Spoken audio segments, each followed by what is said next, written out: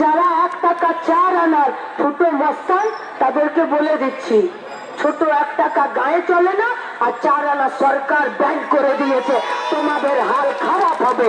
আর যারা বামপন্থীদের লড়াই কোনোদিন শেষ হয় না, ওরা বলে যারা বলে যে আমাদের সরকারে এলো, আমি 100 দিনের মধ্যে চুক্তিটার কাজ শেষ করব। একটু সাইড দেবেন তার জন্য ওরা সরকারে আসার পর 3 মাস পর 30 কোটি টাকা দিয়ে একটা ঢাক বাজিয়েছিল, আর ঢাক বাজিয়ে বলেছিল যে আমার কাজ সব শেষ, এখন শুধু মশা আর মাছি মারতে হবে, এর বেশি আর কোনো কাজ নেই।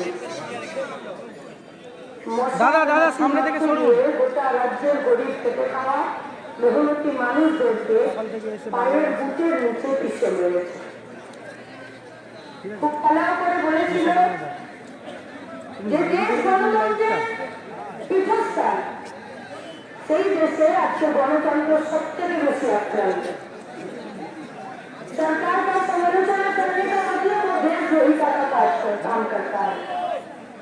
सरकार का कोई काम का समालोचना अगर कोई करता है तो सरकार इसको बोलते हैं कि इसको पाकिस्तान भेज दो। सरकारेर कोनो काज निये तो दु कलम लिखले তাকে গুলি করে খুন করে তাকে জেলে ভরে রাখে। যদি কেউ সরকারের কোনো নীতি সমালোচনা করে 2 লাইন কবিতা লেখে, আর পশ্চিমবঙ্গে যদি কেউ সরকারের বিরোধিতা করে তাহলে সে মানবাধিক টাকা পায়। সরকারের বিরোধিতা করলে সে পানি কেস গাঁজা কেস পায়।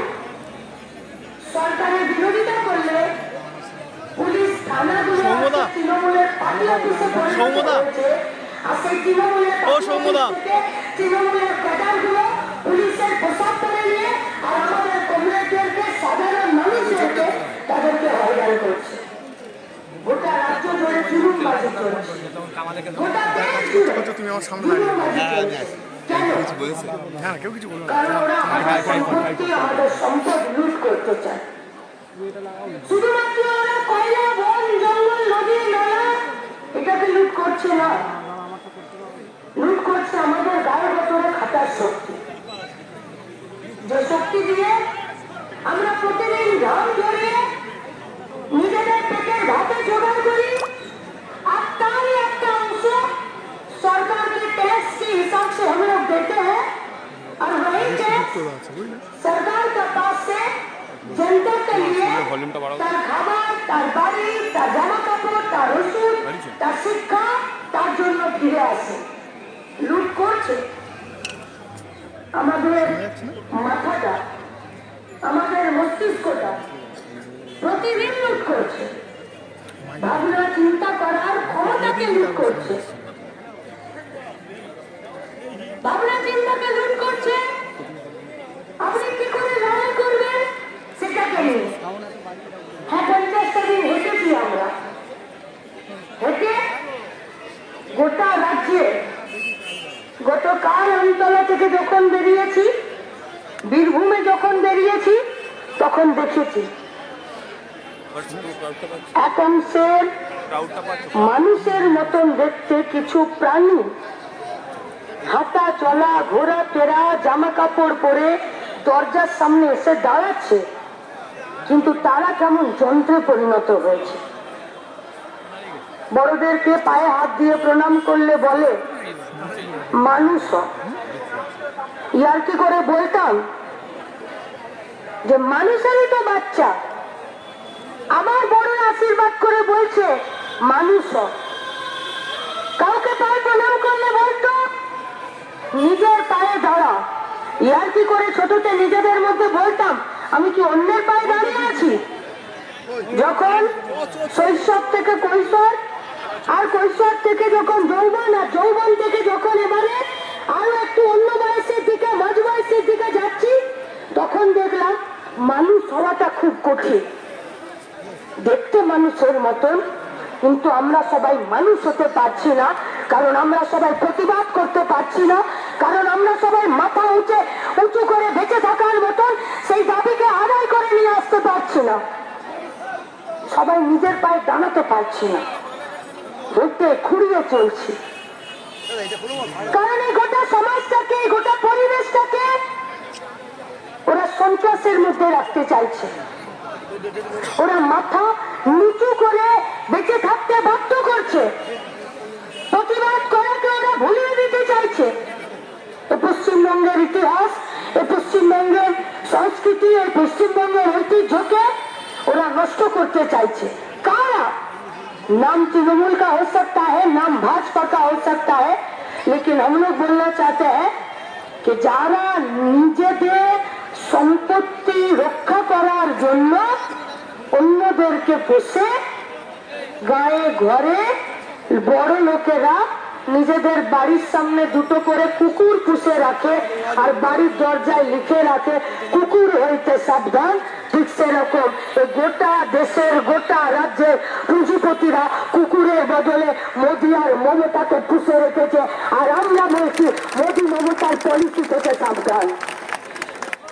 যে পলিসি আপনাকে বাঁচতে দেবে না, যে পলিসি আপনাকে মাথা তুলে দাঁড়াতে দেবে না, যে পলিসি আপনাকে দুবেলা দুমুঠো খাবার আর হাতে একটা কাজ দেবে না। কি বলছে বারুইপুরের পেয়ারা চাষিরা? একদিকে পুলিশের অত্যাচার, ভোরবেলা যে বাজারে পেয়ারাটা নিয়ে এসে নামাবে সেখানে সেই বাজারের তৃণমূল দালাল তাদের একটা অত্যাচার। আর अब तो ट्रेन में भी बोल रहा है कि हॉकारी করা যাবে না, ট্রেনের সব হকাররা বন্ধ হবে। তাহলে পেয়ারা চাষিরা কোথায় যাবে?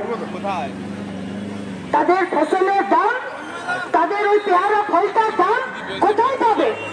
কি পাবে? ঠিক যেমন বারুইপুরের পেয়ারা চাষি, ফল চাষি, শাকসবজি চাষিদের ভেন্ডারের কামরা থেকে শুরু করে শহরের রাস্তা পর্যন্ত তাদের যা সমস্যা, বর্ধমানের, হুগলির, আরামবাগের, উত্তর দিনাজপুরের, কোচবিহারের পাট, আলু, ধান, গম, পেঁয়াজ সব চাষিদের আজকে এক অবস্থা। এক অবস্থা উত্তর 24 পরগনার ব্যারাকপুর টিটাগড়ে জুট মিলগুলো, কারখানাগুলো ঢুকছে, ঠিক একই অবস্থা। হুগলির ঠিক একই অবস্থা, পশ্চিম বর্ধমানের ঠিক একই অবস্থা, হাওড়ার ছোট ছোট কলকারখানাগুলো, কলকাতার ছোট ছোট কলকারখানাগুলো। এই অবস্থা থেকে কোথাও আমাদের রেহাই নেই। রেহাই এক জায়গা থেকে হবে, যদি আমরা সবাই মিলে উঠে দাঁড়াই। ইনসাফ যাত্রা আমরা দেখেছিলাম, বুকে যে আগুনটা আছে সেই আগুনটাকে রাজ্যে ছড়ানোর জন্য। ছোটবেলায় দেখেছিলাম, কয়লা অঞ্চলের মানুষ তো বড় কয়লার টুকরো দিয়ে আগুন ধরালে আগুনের আঁচটা খুব তাড়াতাড়ি উঠে আর তাড়াতাড়ি শেষ হয়ে যায়। আর শীতের দিনে মাকে, ঠাকুমাকে দেখেছিলাম ছোট ছোট কয়লার পরিত্যক্ত টুকরো দিয়ে উনুনের মুখটাকে সিল করে দিত, মনে হতো উপরে ধুয়ো বেরোচ্ছে, আর তলায় একটা লোহার সিপনি নিয়ে একবার খুঁচে দিলে রাত্রে 1টা অবধি গনগনে আগুনের তেজ থাকতো। ডিবাইয়ে পায় সেই ছোট্ট টুকরো গুলোকে আজকে এক জায়গায় করেছে, আর গোটা পশ্চিমবঙ্গটাকে পায়ে হেঁটে এক করে উপরটাকে সিল করেছে। 7 জানুয়ারি লোহার সিপনিটাকে নিয়ে আমাদের আরো একবার আগুনটাকে খুঁজে দেওয়ার দিন, যে আগুনটা গোটা পশ্চিমবঙ্গে, গোটা ভারতবর্ষে এই সিস্টেমকে, এই সমাজ ব্যবস্থাকে পরিবর্তন করার যে আগুনটা, সেই আগুনটাকে বহুদিন জ্বালিয়ে রাখবে। তাই ছাই চাপা আগুনকে উপরে দেখে যারা আমাদেরকে ভেবেছিল এই ছেলে মেয়েগুলো রাস্তায় বেরিয়ে আর কি করতে পারে, তাদেরকে বলতে চাইছি, हम लोगों को छाई मत समझना, पाँव रखोगे तो पाँव चल जाएगा, और पोड़ा पाए হাঁটতে পারবে না। আর যারা বৈশাখী ক্র্যাচ নিয়ে হাঁটে তারা বেশি দূর এগোতে পারে না। যারা ভারতের আর পশ্চিমবঙ্গের মাটির সাথে নিজের পায়ের সম্পর্ক তৈরি করে তারা জান কবুল আর জীবনের শেষ দিন অবধি দেশের জন্য, রাজ্যের জন্য হাঁটতে পারে। আর এই গোটা পশ্চিমবঙ্গের মানুষ আমাদেরকে এই উৎসাহ দিয়েছে। তাই এই গোটা বারুইপুরের যারা জমির দালাল আর মাফিয়ারা আছেন, যদি ভাবছেন যে গোটা বারুইপুরের নদী, নালা, খাল আপনারা বুঝিয়ে দিয়ে তার পেয়ে যাবেন। তো জেনে রাখুন, ইলেকট্রিকের পোস্টগুলো, ল্যাম্প পোস্ট গুলো ফাঁকা আছে, আর দড়ি ডিওয়াইএফআই দিয়ে যাবে। ল্যাম্প পোস্ট আর দড়ি যোগান করে একটা মাফিয়াকে, একটা তৃণমূলের চোর গুন্ডাকে ছাড়া যাবে না। গরিব মানুষ গলায় গামছা দিয়ে টেনে হিড় হিড় করে গরিব মানুষের লুটে নেওয়া টাকা আদায় করবে। সেই দিনের জন্য সাবধান থাকুন। আর দিদিকে বলে বলে ফোন লাগালে দিদি তখন ভাইপোকে বাঁচাতে মোদির পায়ে গির গির করবে, তোমাকে বাঁচাতে আসতে পারবে না। তাই যারা 1 টাকা 4 আনার ছোট মস্তান, তাদেরকে বলে দিচ্ছি, ছোট 1 টাকা গায়ে চলে না, আর 4 আনা সরকার ব্যান করে দিয়েছে, তোমাদের হাল খারাপ হবে। আর যারা গরিব খেটে খাওয়া মেহনতি মানুষ, এই সময়কালে গোটা পঞ্চায়েতে বাপের বেটার মতন মাটির উপরে দাঁড়িয়ে লড়াই করেছেন, আপনাদেরকে স্যালুট। লড়ে যান আর ভরসা রাখুন, বেইমানি কেউ করবে না। মাটি বেইমানি করে না, মানুষও বেইমানি করে না, বেইমানি করে দালালরা। তাই দালালদেরকে চিনে নিন আর বন্ধুদেরকে চিনে নিন। বন্ধু চিনতে আরো একবার 7 জানুয়ারি কলকাতাতে আপনাদের সাথে দেখা হবে। ইনকালাব জিন্দাবাদ, ডিওয়াইএফআই জিন্দাবাদ।